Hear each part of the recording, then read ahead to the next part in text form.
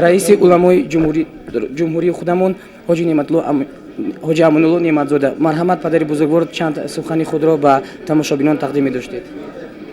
اعوذ بالله من الشیطان الرجیم. بسم الله الرحمن الرحیم. الحمد لله الصلاة والسلام علی رسول الله، اما بعد. السلام علیکم محترم تماشابینانی که امروز ما را در این جشن، در این معرکه میبینید ما سخنران ایستادیم.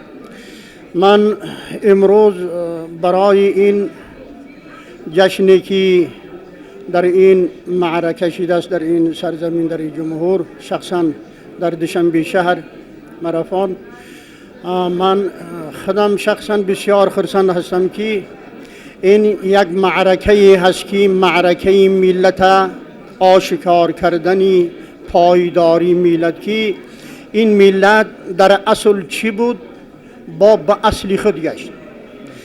1100 سال مقدم ملت تاجیک صاحبی دولت بودن، صاحبی فرهنگ بودن، صاحبی استقلالیت بودن.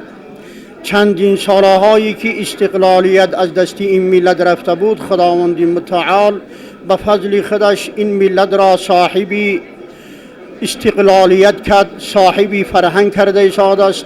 با تاریخی خود را یافته، من این جشن 1100 سالگی اسماعیلی سامانیان، یعنی جشن تاجیکان، به وجود آمده ایستاده است.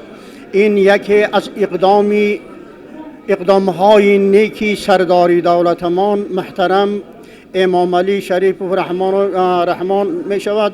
این پرزیدنتی که این کار تاریخ برآورده برای ملت مسلمان، برای ملت تاجیک پیشنهاد کرده است. همه خلق تاجیک برای این جشن خرسند هستند. شخصا من رهبر اداره دینی مسلمانان، از جانب اداره دینی مسلمانان، شخصا از جانب خودم این جشن برای ملت، برای این کشور تبریک و مبارکباد میگویم و خواهان او را هستیم که از خداوند متعال دعا میکنیم که پروردگار ملت ما را باقی مانده عصرهایی که می آید، عصر پایدار بگرداند و ملت ما را این فرهنگ و این استقلالیتی خداوند برای ملت ما فضل کرده این پایدار بگرداند برای آینده. و آخر الدعوانا و الحمد لله رب العالمین. السلام علیکم و رحمت الله و